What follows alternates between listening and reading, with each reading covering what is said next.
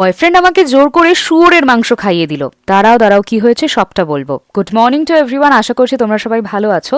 আমিও কিন্তু খুব ভালো আছি। সকাল সকাল উঠে ব্রেকফাস্ট করে নিয়েছি, একটু স্কিন কেয়ার একটু হেয়ার কেয়ারই করছিলাম।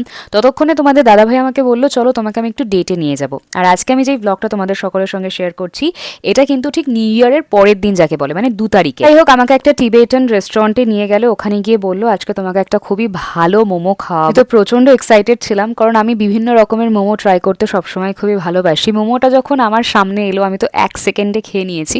খাওয়ার পরে আমাকে সে বলছে এটা কিসের মোমো ছিল জানো? পর্কের। আর আমি তো শুনে লিটারালি বমি করবো করবো এরকম অবস্থা, প্রচণ্ড প্যানিক করছিলাম। কারণ প্রথমত আমি এই সমস্ত জিনিস প্রচণ্ড মানি। ব্রাহ্মণ বাড়ির মেয়ে, বুঝতেই পারছো তোমরা, ছোট থেকে এই জিনিসগুলো আমার কাছে প্রচণ্ড ম্যাটার করে।